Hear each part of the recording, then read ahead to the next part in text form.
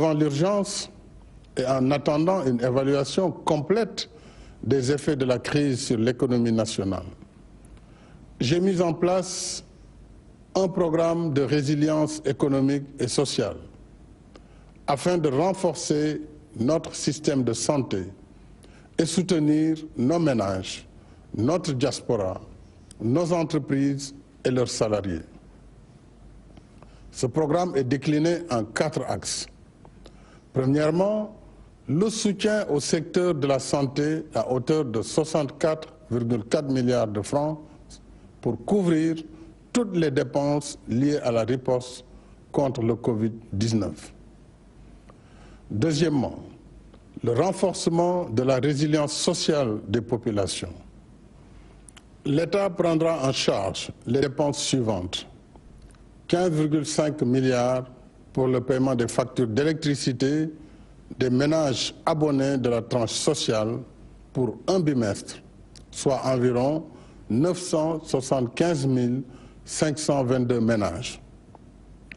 3 milliards pour la prise en charge des factures d'eau de 670 000 ménages abonnés de la tranche sociale pour un bimestre.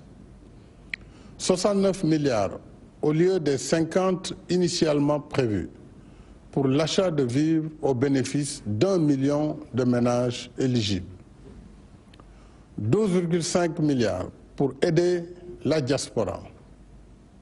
Troisièmement, l'État sauvegardera la stabilité macroéconomique et financière pour soutenir le secteur privé et maintenir les emplois à travers un programme d'injection de liquidités assorti de mesures fiscales et douanières.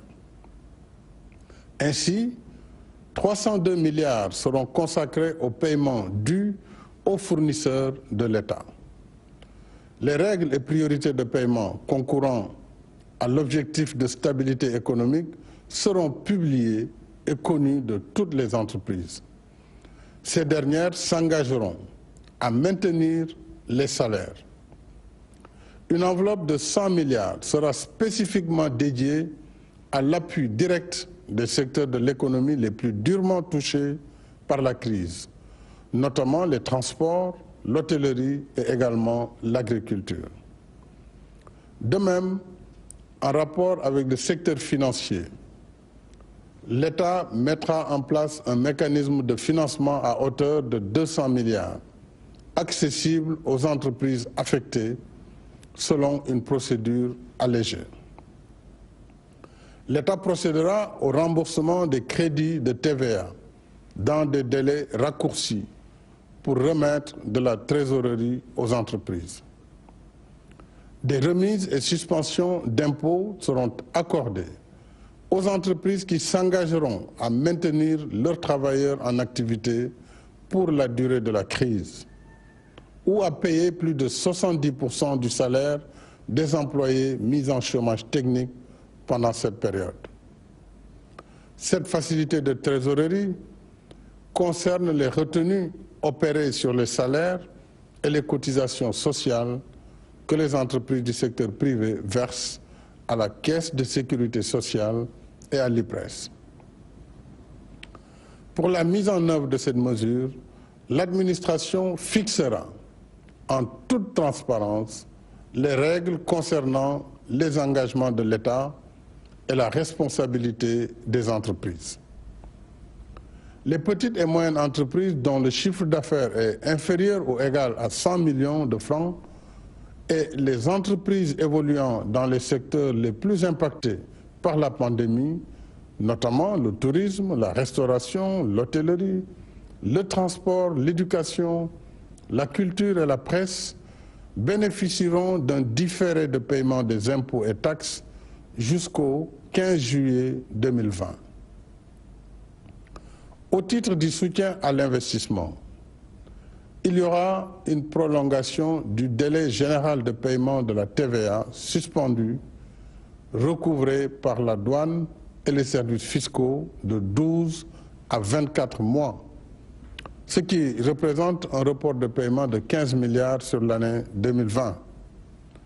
Il sera accordé une remise partielle de la dette fiscale constatée au 31 décembre 2019 due par les entreprises et les particuliers pour un montant global de 200 milliards.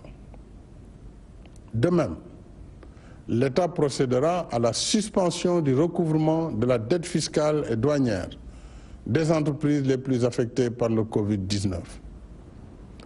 En contrepartie, elles devront s'engager à maintenir les salaires de leurs employés ou à payer plus de 70% du salaire des employés mis en chômage technique. Les entreprises et personnes physiques qui soutiennent le force Covid-19 sous forme de dons versés au compte ouvert au Trésor public pourront déduire ces dons de leur futur résultat fiscal. J'ai également ordonné une réorganisation du budget par des coupes sur les dépenses de fonctionnement et d'investissement reportées, ce qui correspond à une économie de 159 milliards de francs. En outre, le gouvernement sécurisera 178 milliards pour couvrir partiellement des pertes de recettes budgétaires induites par la crise. Quatrièmement, enfin, le programme de résilience économique et sociale permettra d'assurer l'approvisionnement régulier du pays en hydrocarbures, produits médicaux, pharmaceutiques et denrées de première nécessité. Le gouvernement veillera particulièrement à lutter contre toute pénurie artificielle et hausse indue des prix. L'ensemble des dépenses liées à la mise en œuvre du programme de résilience économique et sociale seront couvertes par le fonds de riposte contre les effets du Covid-19, Force Covid-19, doté de 1 000 milliards de francs CFA, financé par l'État et des donations volontaires. Au nom de la nation, je remercie celles et ceux